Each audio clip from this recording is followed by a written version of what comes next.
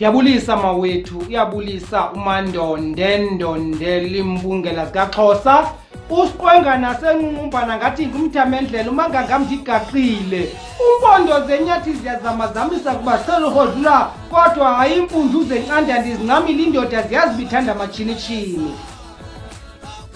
Andifuni ukwenza abe made kuba ndifuna ukonga idatha yakho mbukeli wam kule Ziluncedo Hoho TV channel. Le nto ndiza nayo kuwe ndifuna ukuyondlalela ngokukwenzela imizekelo emibini, andizukuyenza ibe mide.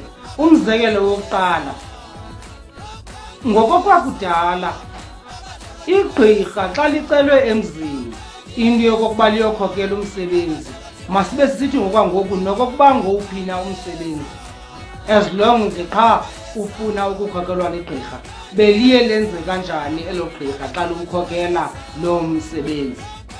Into beliye liyenzeke, liza kunifaka esifuthweni bantu belo khaya nonke kunjalo nje, nomntana nakakade. Amanye adaniphalazise, anicime, nihlanjwe ngeentelezi ezixutyiweyo, niphehliswe isilawu sekhaya kuloo mizi isebenzisa isilawu, linilalise endlini enye, endlini enkulu. Sasa lizavuka lithi lawula namathongo. Ngeli xesha niwalawulayo amathongo, lona eligqirha liyawarida la mathongo wenu, lizama ujonga into yokokuba bathini abantu abadala belikhaya. Amagqirha wakudala ayengafika ukhokele nje umsebenzi kube wazi uba into ethile yenziwa ngohlobo. Umzekelo uba mhlawumbi kuza kwenziwa uguqulo lwezinyanya, kuza kwenziwa nentlwayelelo kwalapha, belingavele liyikhokele ngokuyazi. Igqirha lakudala belingathi ukuba liyazi uba xa kuguqulwa, xa kusenziwa umsebenzi woguqulwa kwezinyanya wenziwa ngolu hlobo, belingavele lenze le nto ngolu hlobo. Lirida amathongo wenu into yokokuba abantu abadala belikhaya ngileli gqirha bafuna lo msebenzi ndiwenze kanjani. Yes, ndiyawazi lo msebenzi nalu hlobo wenziwa ngalo, kodwa abantu belikhaya bona bafuna zintoni abafuna ndizifakelele, zintoni abafuna ndingazifaki apha. Khumbula, imizi ayifani, ifana ngentlanti kuphela. Ithetha ukuthi ke ngoku into ubuyenze kwagcina ungangayenzi kwagxarha, nokokuba yinto bekumele uba yenziwa ngokufanayo, kodwa kuba kukwagxarha apha, oogxarha le nto bazawuvela bona befuna yenziwe ngendlela yabo yesigxarha. Amagcina avele efuna ngendlela yawo yesigcina, ibe kodwa ibe into enye kuba uguqulo lwezinyanya luyafana. Uguqulo lwezinyanya luyafana, kodwa imizi ayifani, ifana ngentlanti kuphela. Ngoko ke eligqirha ke ngoku lirida isituation, lirida abantu balapha kwelikhaya abadala ukuba njengoba ndileli gqirha njena bafuna lo msebenzi ndiwenze kanjani. Ayesenza njalo amagqirha okuqala. Ngegama elinye ke laa nto ithetha ukuthi ke aye kusebenza ngamayeza khona ukuze izinto zivele kuwe zakokwenu. Ezi zinto zekhaya mazivele kweli khaya, zingazinamu mna mntu uligqirha. Ayesebenza njalo amagqirha okuqala. Make ndenze umzekelo wesibini. Sele uye egqirheni ugula, omhlawumbi ufuna ukwenza impinda, umzekelo lo ndiwenzayo, uyagula. Masithi mhlawumbi libekelo okanye nakumntu ubunempamba nwanyana ethile. Now nina ndiyarhalela into yokokuba ke ngoku njengoba nizise lo mntu kweli gqirha njena izinto ziphindele kumnini. Amagqirha okuqala ayengayenzi loo nto yokokuba athi ndiza kukunika impinda, koko ayekunika amayeza athi hambosebenzisa la mayeza, lo mntu ukubulalayo uzawuzithethela ngokwakhe. Lo mntu wenza le nto uza kwenza iimpawu ezizawubangela into yokokuba uzibonele into yokokuba nanku lo mntu undenza le nto. Ayenjalo amagqirha okuqala. Khumbula ke andiyithandi nam impinda kuba abantu abaninzi abathakathayo baye bahlambe ngezithunzi zabantu abamsulwa. Liyakwazi igqirha ukumbona umntu okubulalayo ibe ingenguye kuhlanjwe ngaye, kodwa ayinawuze yenzeke impazamo yento yokokuba uzobhuda kum uthethe izinto ezaziwa ndim. Nokokuba uzawuzithetha ngokungcengceza okanye uzithethe ngokokundincoma. Umzekelo, uyakwazi into yokokuba umntu aze kuwe athi, yho, hayi womelele mfo kawomo, ingase undinike lo mntu usebenzisayo. Xa uzondincoma ukomelela, asingobantu abaphela ukuncokola mna nawe, ingakumbi ngezinto ezidibene nale uzanayo kum. Ndithi ndizihambele esitratweni, umzekelo lona kube kumama othi, yho, hayi womelele mfo kawomo, ingase undinike le nto enza ngayo. Nyomelele xa kusenzekani, into uyayiva ke ngoku lapha idibana khona. Elaa gqirha lokunika amayeza wento yokuba futha ngawo, hlamba, zilungise, zenze womelele. Ngoku sekukho amagqirha ke axube ukugqirha nobuthandazeli. Elinye lizathi lukunike nekhandlela. Ndifuna icacile le ndawo. Yabona siyabaqhatha abantu xa sifuna ukuthi ikhandlela likhona esintwini. Siyabaqhatha. Ikhandlela esintwini lize nabathandazeli. Ngolo hlobo lakhona ikhandlela ngenxa yento yokokuba lize nabathandazeli. Masithi ke ngoku eli gqirha ke ngoku likunike nekhandlela. Uyayazi imagic yekhandlela apho ikhoyo? Imagic yekhandlela apho ikhoyo, abantu abakuthandazelela into yokokuba ubomi bakho mabungahambeli indawo balayita ikhandlela, balithiya igama lakho. Eli khandlela nali, yabona eli khandlela, eli khandlela lizawubizwa kuzathiwa eli khandlela ngudala uxolo. Eli khandlela benza loo nto abantu abathakathayo. Eli khandlela balibiza igama kuthiwe ngudala uxolo. Then lizawulayitwa eli khandlela. Xa elayitya eli khandlela ke abaninzi ke baye banxiba impahla ezimnyama babe ngathi bazilile. Banxiba impahla ezimnyama ibe ngathi bazilile. Bazawulayitya eli khandlela, athandaze kweli khandlela, akhale, athandaze. Umlilo weli khandlela uyagoba. Uyayibona ipetele yekhandlela ime ngqo ngohlobo, kodwa umlilo wekhandlela wona uzawugoba. Okanye ulonzize. Xa ulonziza la mlilo wela khandlela, la mthakathi thandaza ngamandla, akukhwaza, thandaze ngamandla, lilonzize. Xa lilonziza limnika isignal ethi ubomi bakho buyadregeka. So ukubona kwela khandlela, kanti wawugoba la mlilo, hayi lugqibile. Ukugqibile umthakathi. Ubanje umlilo uke wagoba kweli khandlela, umthakathi uphakame celebrator, iyayazi ukuthi into ebeyifuna yenzekile. Now ngosekukho nabathandazeli ke ngoku apha kunyango lwesintu, ngokusekukho nabathandazeli apha kunyango lwesintu, ngiyayiphinda loo ndawo. igqirha liza kukunika ikhandlela lithi kuwe liyathakwa ikhandlela nobulithake ngantoni liyathakwa ikhandlela njengeli uba awuzulibona nje wena kodwa ndilithakile ikhandlela liyathakwa ikhandlela so wena ke ngoku ngofuneka uthandaze kweli khandlela lam ndikunike lona ucele phaa kulo bonke abantu abangandifuniyo mabalwe bodwa manyange ndicela impinda umntu ongandifuniyo makangazifuni yena makenze izinto ezizamhlaza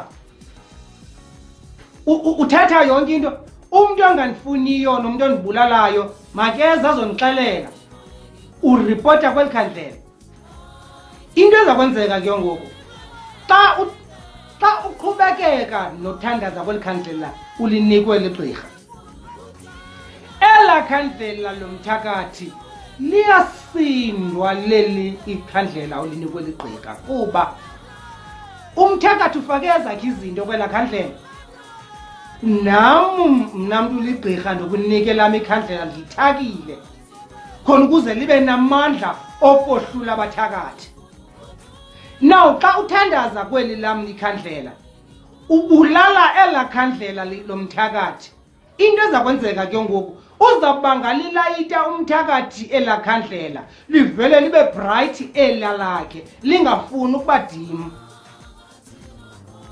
once ela khandlela lingafuni ukuba dim okanye ligobe ngoko nangoko umthakathi uyayazi uba ye udala uxolo undiyele emntwini yilaa nto izawubangela uba ke ngoku umthakathi azobhuda kuwe akuncome ekuncoma nje umthakathi into yokokuba unetrekha elikhandlela atrekha ngayo ubomi bakho ekuthi ke ngoku ndakukunikela ikhandlela mna ndilithakile uzikhusele kulaa trekha laa trekha ilahlekelwa isignal oh yini namadoda anika mvana mfoka wona ngoku laa trekha yegqwirha ilahlekelwa yisignal ngenxa yeli khandlela ndikunike lona bendike ndenza omnye umzekelo ke ngaphambili andipromoti wena mfoka Mqetheba qha ndithetha nje inyani nanjengoba ndikwazi andikupromoti ndithetha inyani nanjengoba ndikwazi yabona kukho ligqirha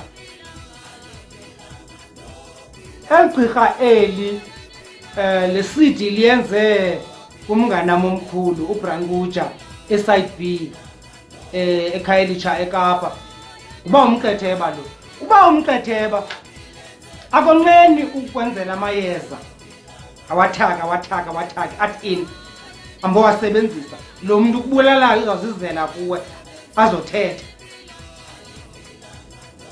ndimthanda ngaloo nto uba uMqetheba andithi ugood ndifuna sivane kuloo ndawo kuba uzawuthi mhla waya wena waphoxeka uthi umfoka wayekurikhomendile njena endikuthethayo nje qha kukuba le part yokokuba kunika amayeza umntu othakathayo azozithethela kuwe ndiyayithanda kuba isisintu esintwini igqirha alukuniki mayeza lithi hambokwenza impinda lukunika amayeza lithi hambozikhusela once uzikhusele abantu ebengafuni bazawuthetha izinto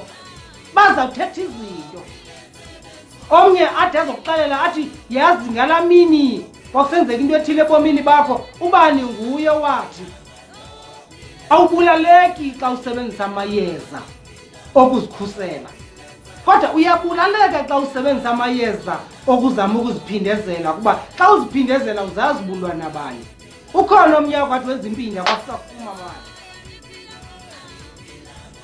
wathi wenza impinda kwasafumama wakhe uthi wenza impinda kusefuma umfazi wakho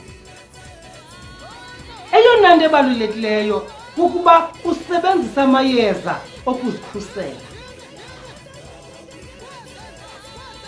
aba bantu bakuleqayo babhude bazothetha kuwe ubanikele kuThixo uthi manyange nomdali bonani ukuba nithini ngabo, kuba andinalo ixesha lokulwa nabantu abangandifuniyo.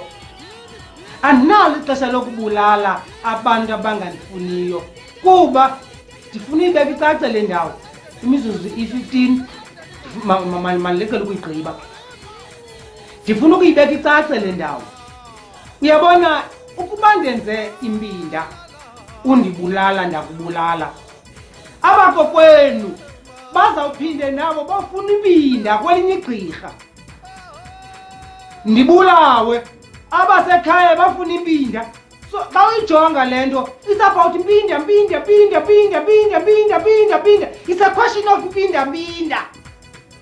Eish, ukuba uzawufuna iyeza lokuziphindezela emntwini obekubulala, uzawufala umntu, but abantu bala mntu baye emntwini ubulawe wena.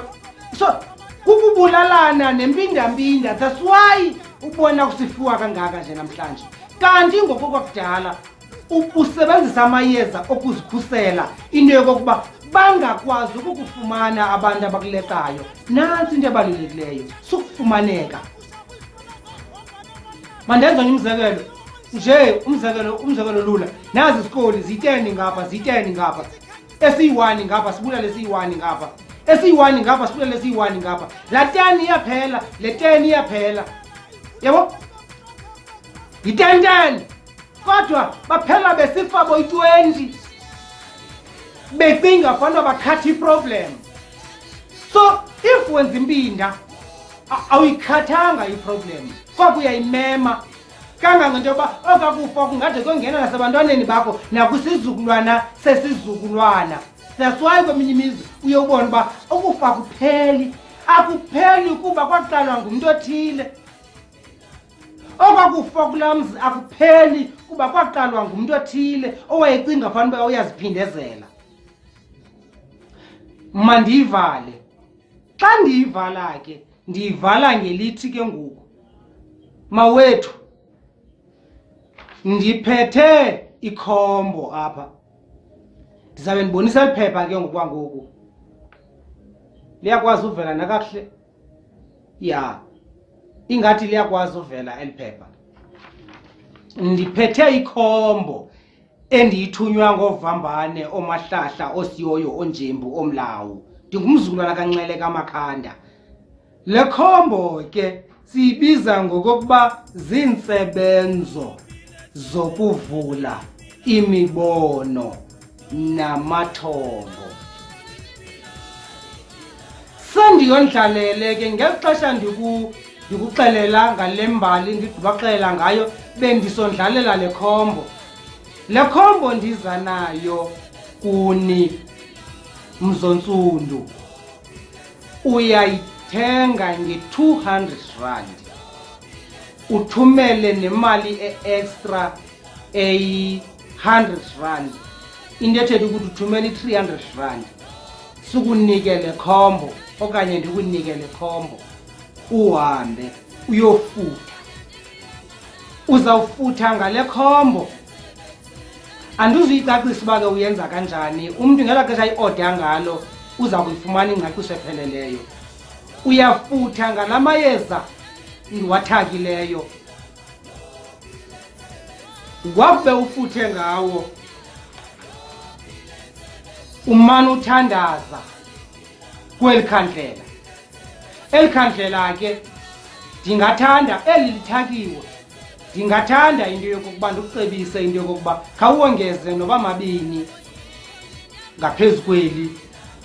Ufake masithi elimhlophe, ured no-blue.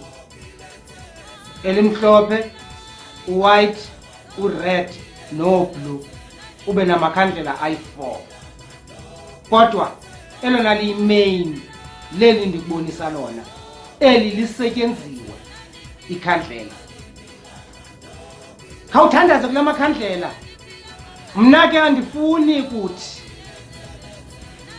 thandaza ngo-12 kwasebusuku, kuba amagqirha amaninzi aye athi thandaza ngo-12 ebusuku. Ungathandaza ngo-12 ebusuku xa uhleli, kodwa mayingakubopheleli into yokokuba ndinyanzelekile ukuba ngo-12 ebusuku mandivuke ndithandaze.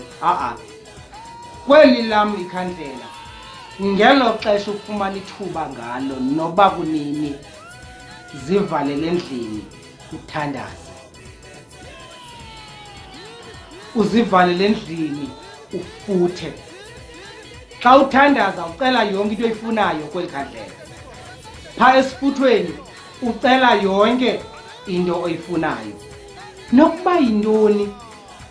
Yabona xa wasebenzisa kula mayeza wam funeke ukukhusele ukuxabana nabantu. Soloko ukuphepha ukuxabana nabantu. Uba umntu uthento zakukhathaza mphephe. Uba umntu ufuna nilwe mbaleke. Kuba la makhandlela ngawo rebuilda ispirituality sakho. Le khombo le ntsebenzo yeyo rebuilda ispirituality sakho.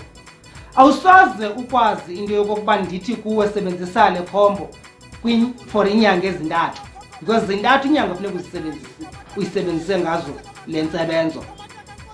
Now ukuba uzawuvuma ukumana uqhubeka ikwenza laa nto ungakwazi ukuthandaza, ikwenza ungakwazi ukukhonektha nespirituality sakho, ikwenza ungakwazi ukukhonektha ngokupheleleyo nezinyanya zakho namanyange nabantu abadala. So ukuba ndikunikile ikhombo yam, qinisekisa into yokokuba nantoni ekufaka kwingxwabangxwaba uyayiphepha. Usoloko ngaloko uzigcinile. Uba njengomntu ozilileyo usoloko uzigcinile. Ungathethi ngabantu kakubi, ungenzi izinto ezimbi. Abantu ke abayi-understandi ukuthetha ngomntu kakubi. Kukhona ukuthetha into eyinyani. Ubani uxabene nobani, ubani wandenza into ethile. Ayokuthetha kakubi oko. Ukuthetha kakubi kukujoyina iintlebendwane, uthethe izinto onozonqangiswa ngazo, athi umntu bekutheni uzuthi ngam. Ndiqinisekile if uthethe into umuntu ayaziyo, soze umuntu azokungqinga ngento ayaziyo, kuba nawe unobungqina naye uyayazi uba uyayazi. Ndizama ukuthi ke xa uzingxenga, ndizama ukuthi uzingxenge kwizinto ezinophazamisana nomoya wakho, kuba le khombo izovula ubomi bakho. Xa ndikunika le khombo ndikunika isitsixo kangangento yokokuba le khombo indlela enamandla ngayo, nokokuba kuthiwa ubomi bakho bebuvaleke buvalwa yintoni, nokokuba bebuvaleke buvalwa yintoni. Mandenzeze umzekelo, andiqhayisi nganto, kodwa andiyazi mingaphi iminyaka ndingasawuva umculo wam udlalwa kwii-national radio stations, ingakumbi umhlobo wonene. Kodwa ndade nangenela nee-Satma Awards 2007, ndandikwi-Satma Awards, indim ingushushu baby inkunzi emdaka kwi-best isixhosa, edlalwa ushushu baby, edlalwa inkunzi emdaka, kodwa ungakhaliswa umculo wam. Ndixaka ukuba singenela ii-Satma sonke, bayadlalwa mna ndidlalwa. Nango-2010 ndangenela ii-Satma Awards kwi-best praise singer, ndibeva abanye bayadlalwa bayanconywa, kodwa mna andidlalwa. Kodwa ukuba uyakwazi uthandaza, uThixo uyakwazi ukwenzela imimangaliso ovula apha abantu bebengacingelanga khona. Iba ngathi yintsomi into yokokuba xa ndisithi emntwini ndina 34 million followers kulo YouTube channel wam, nto yaxoka mvuka wowo. Zijongele nawe, uba uyakwazi ujonga uba umntu une-followers ezingaphi, zijongele ngoku apha kulo YouTube channel wam. Into yokokuba uba uyaqaphela ngondina 80,000 subscribers, ziyakhula umhla nezolo, ukubonakalisa into yokokuba abantu bayayithanda into endiyenzayo. Ndibe na 34 million followers, viewers, abantu abavula imisebenzi endiyenzayo bayi-34 million. Why?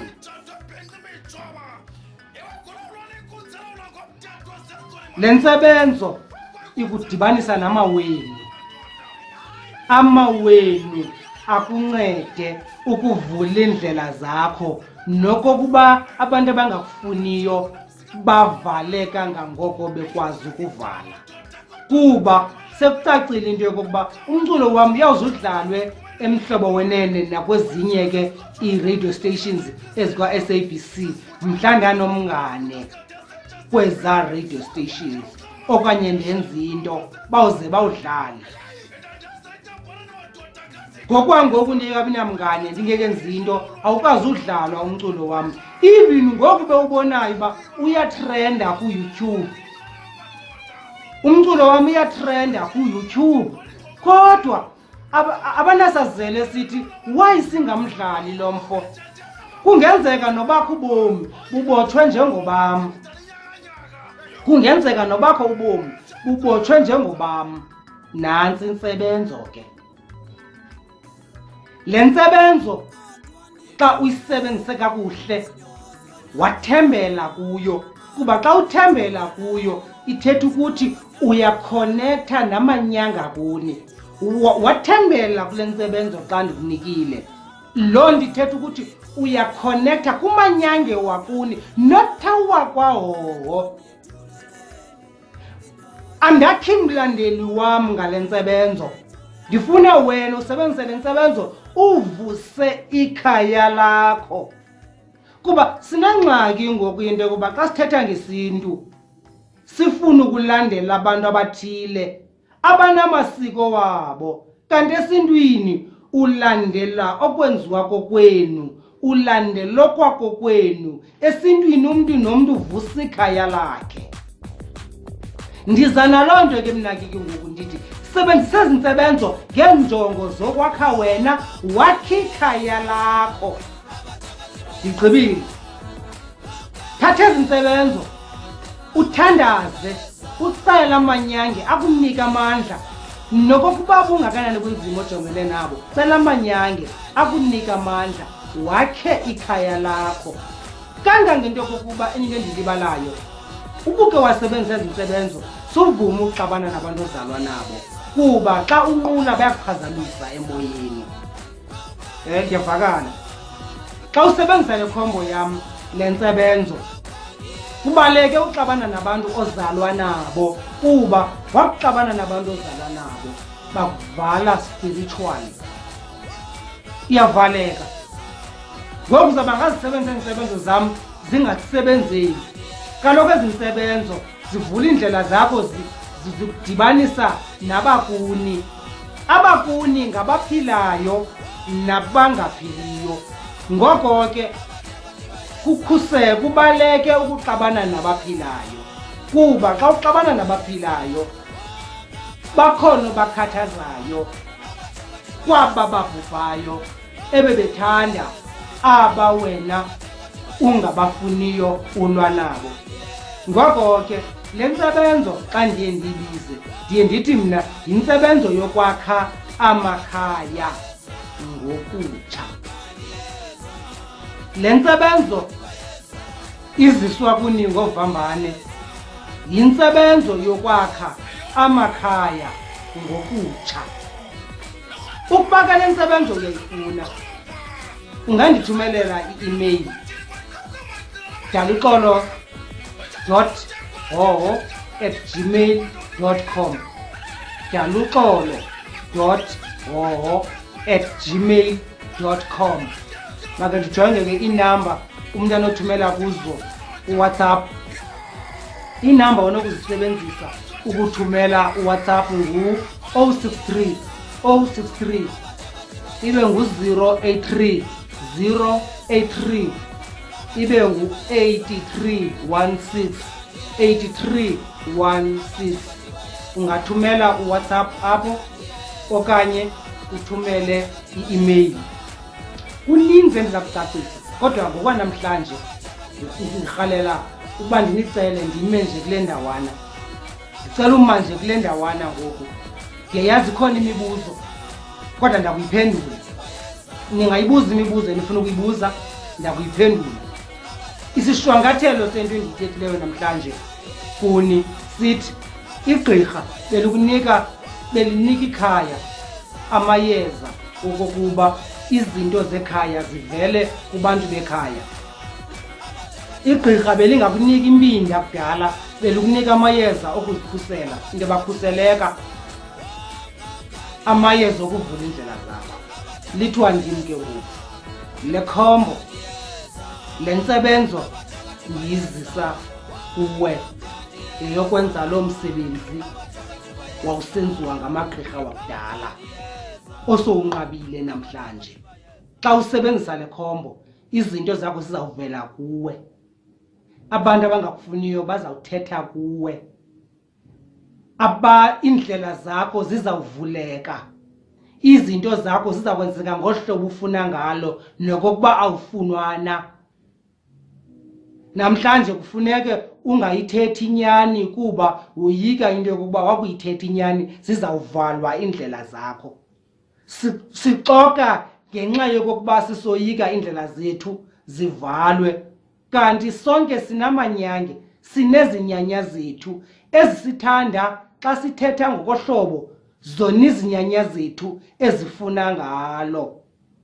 Ukuba oovambane bayandithanda njengembongi xa ndigxeka izinto ezingalunganga, ndincoma izinto ezintle, ukuba oovambane bayoneliseka, ungubani wena into yokokuba ndifune ukoyika wena ndingoyiki oovambane? Kuba oovambane bazawusithatha esi sibabalo bandinike sona xa ndingakwazi ukusisebenzisa. Camago.